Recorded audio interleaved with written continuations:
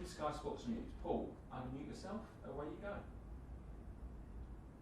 Thanks, Adrian. Hi, Thomas. Hi. Thomas, what are you expecting from Tottenham given the apparent injury crisis, the bad luck with injuries they seem to have at the moment? Well, let's see who can play and who cannot play. It's still 2 days to go, and I'm actually not so much involved in speculations and don't get too involved in predictions who will play and who will not play. We are facing a tough opponent. It's a London derby, and we had a great result in the last season. We will try everything to repeat it. But no matter who plays, some players came also back, and they will do everything to have their players back on the pitch. So we expect a tough side and a big crowd and a great match to play. One of the standouts for this game is obviously Kane versus Lukaku. That's what it's been billed at in some quarters. Do you see many similarities between the players? Well, there's one big one. They score decisive goals, and they love scoring, and they always did score no matter in which competitions. So that is the similarity. Apart from this, they're very different players, very different style of play, and we need to focus if Harry Kane plays on how to defend, where to close him down, maybe close the deliveries down, because once he has the balls, he's one of the most dangerous guys in the world to finish attacks. He's fantastic in conversion, and there are some players around him who deliver well and who can also be decisive. Let's see if Heung-min Son can play. He will be for sure out there on the pitch, also very dangerous. And we have also some guys around Romelu who are able to serve and deliver good performances. And in the end, it's a team effort, and it will always be like this. Have you got Christian Pulisic or N'Golo Kante back with you, or any fresh injury concerns? No fresh injury concerns. It's good news. Christian is in individual training and trying to come back and as fast as possible to team training, so he will not be in the squad. And N'Golo is back and back in full shape and ready to play. It's been a tough week for Reece James. He posted that footage on his social media account. Yeah. So what have you said to him? Well, it was pretty shocking to all of us, and to hear the news and then to see the footage. There's not much to say. I think that it's a given that we support him. The club is very supportive, and we are supportive emotionally, and in the end we are here to sometimes it helps to focus on something else, to that not everybody tries to help you and wants to talk with you about it and again and again and again. Sometimes it helps to keep the focus on the game and on training and on what to do to have the best distraction. But it's clear that everybody here supports him, and that's it. Last one, please, Paul. Antonio Rudiger has been excellent for you, along with many players this season and over the course of the end of last season as well. What's the state of play with his contract? Is there anything you can say? Are you confident that he will extend? No, I hope that they find the solutions, but it's not only between these things, as you know, it's not only between coaches and players and what we wish for. And that's why it's between in the moment it's between the club and the players and the agent. So we hope that they find a solution, and everything I can say that like you said, he plays excellent since a long time, very consistent on a very high level.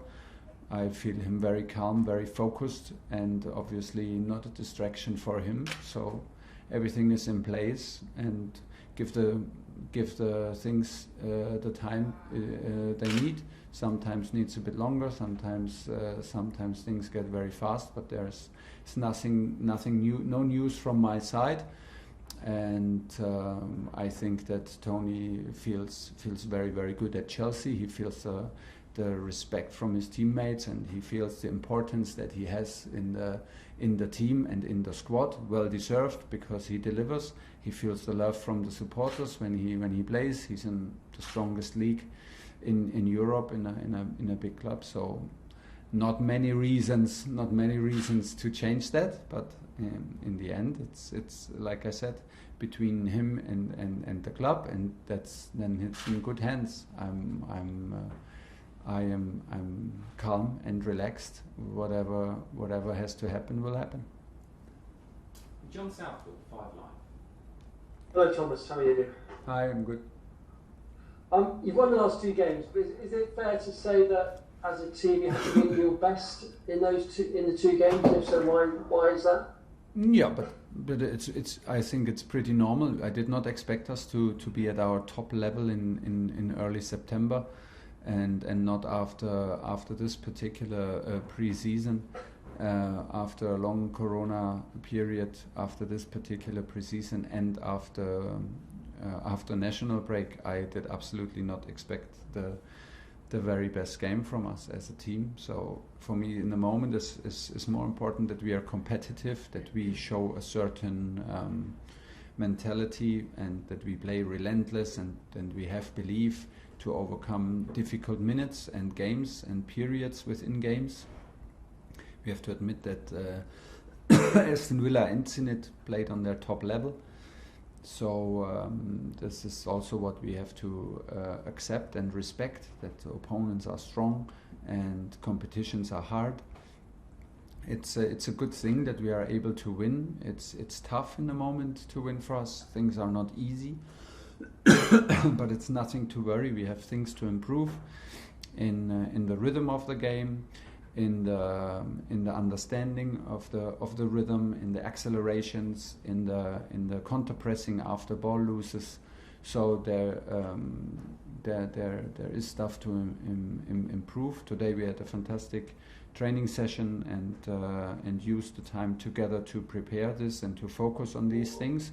It's a good thing when you are able to win, and not by pure luck, but when you are able to compete, when you fight through hard matches, when you can win important matches, and still everybody is aware that we can and have to improve. And this is where we are right now, and we have still a long way. The season has just started yet, and it's not a surprise that the engine is not running like as smooth like maybe in the end of last season. It takes its time, but I feel us very competitive on a high level. And given the attacking options that you have, how big a challenge is it for you to try and get that balance right around Lukaku? I don't feel it like as a too hard challenge, because things get better and better, and there's also a reason we have now Romelu in. He's a key player, he's the reference up front. So we lost some players in the group, and everybody brings a different energy and a different setting. If we lose an important player, we don't lose only the player, we lose also the personality. Somebody loses maybe a friend next to him in the dressing room, and these things need a bit of time to readjust and to settle down and to be calm. Now we took, for example, the decision to have Malang Sarr, Ruben Loftus-Cheek and Ross Barkley in our squad. So these things take time. They were in an insecure place. Now they know what's going on. Everybody knows now what the squad is. Whom do we rely on? And from there on, the things will get hopefully easier and easier. And it's by pure repetition, being focused, and being aware that we have to improve stuff. We will improve, because we will have time together, and we use the time. This is the most important. And when is it happening? Here in Cobham, every single day, and this is what we're up to, and that's why I'm very positive. You mentioned Tottenham a moment ago, but you have to say it does look quite a good time to play them. They obviously played in Europe last night. They've got plenty of new injuries. They've got a new manager who's obviously trying to bring his ideas in as well. It's always a good time to play Tottenham, because it's a big match and big rivalry. So it's one of the matches that you want to play. So it's always a good time. I don't think in these kind of patterns if it's a good time because of manager in, manager out, players in. You never know. You never know the effect out of it. So they have a new manager that brings new energy. They had a fantastic start with a win at home against Man City. They created an atmosphere in the stadium that they were able to beat Man City and they played relentless and hardworking, and this is what they did. So we expect him to do the same against us, and that's why we expect a tough opponent. But it's an exciting match here in London, and we're happy to be part of it. I find us competitive. I trust in us, and I think that we need to be on our top level to have a chance to win the game, because that's what we're up to. Moose Talk Sport. Hi Thomas, how are you? I'm good, thanks. You said there that obviously you're not playing, the engine isn't quite running properly yet because it's the first part of the season.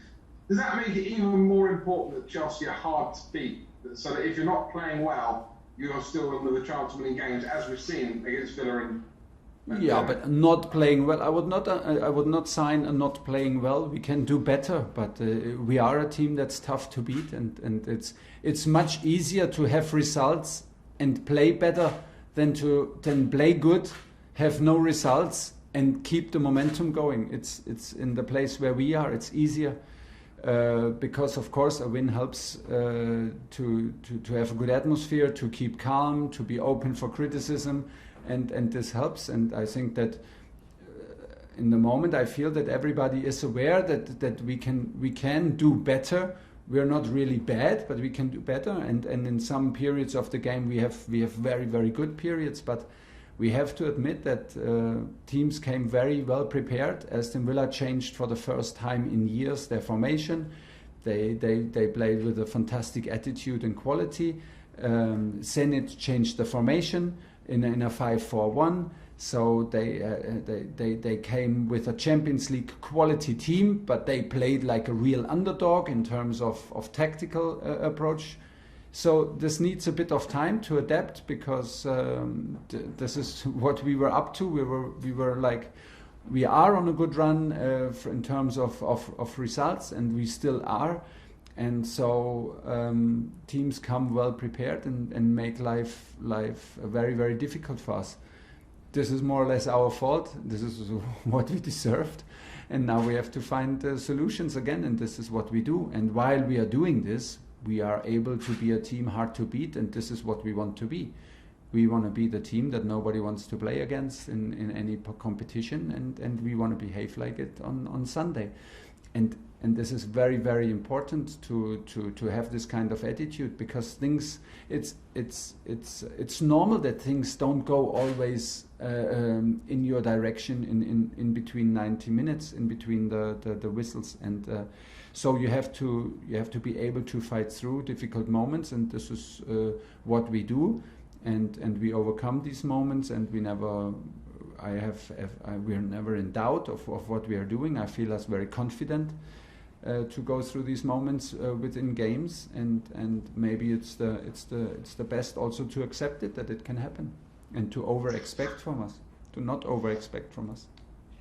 Just got a couple more quick ones. First of all, you got 2 days extra to prepare for the game. Is that a massive advantage? It's good. I like it, because we have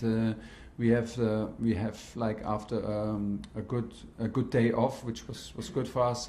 We have still one recovery day. We had one recovery day yesterday, and we have 2 training sessions where we can prepare physically and tactically to improve exactly what we want to prove. I like it. It's very rare, so it's good for us. But is it an advantage? I think if you go into statistics through over the years, I think you will not find any advantage if a team has 1 or 2 days more off. Sometimes it's good to stay in the rhythm. It depends. But for us in particular, it was good to have the 4 days. And finally, I've been contacting my spies in Germany. They tell me that as a player you were an excellent defender, really, really good, hard defender. You have really bad spies, huh? You should doubt your spies. My sources are good. Yeah. So which would you least like to have played against as a player, Thomas? Harry Kane or Romelu Lukaku? Well, in my times, defending, I was a sweeper, so I played 10 meters behind the real defenders. So they did the dirty work. So I was the guy to push them into against Romelu, and once the ball is free, I come and steal it and get all the applause from the public, which was not around because there was not a lot of people watching the games where I played. and maybe I would. Harry Kane drops a lot to number 10 position. I would have liked it because then I could have given the job to the number 6s and the midfielders. That was not my league, honestly. That was not my league. They would have gone past me easily. So that is. It's good that other guys do this out here. Last question in the broadcast, Nick Pure. Hi Thomas. Hi. Just on Saul. I mean, obviously, you spoke about his debut and how you handled that and he handled that. How's he sort of reacted since? And because you said obviously, you sort of said it, you took it upon yourself. Yeah. What happened there? Has that helped him, deal with that and just understand that those things happen because he's finding his feet and. Yes, he's got plenty of time to get up to his level. Yes, we have guys who experienced the same difficult start here in the team, and this team is a very supportive team. So everybody shared their experiences also from their first matches in Premier League. Me as a coach, the same. When I watched Premier League and when I was at the sideline in my first match against Wolverhampton, this was another level of what I saw even, and I played already against Premier League teams also in Champions League. So, but it's, if it comes up to you in every 3 days, it's quite impressive, and it's maybe a shock of cultures, and we don't doubt his quality and his ability to adapt. It takes maybe now a bit of time to get it off his shoulders, but the good thing is he is in an age where he does not worry too much. He is self-confident and he is not like it, and the good thing is everybody in the dressing room and everybody in the club knows him very well because we played many times against him, and so there are no doubts. It just needs a bit of time, and the best thing to react is what he did. He trains good and he trains with intensity, and this will him prepare for the next time when he's on the pitch for us. Okay, at the end of the broadcast section,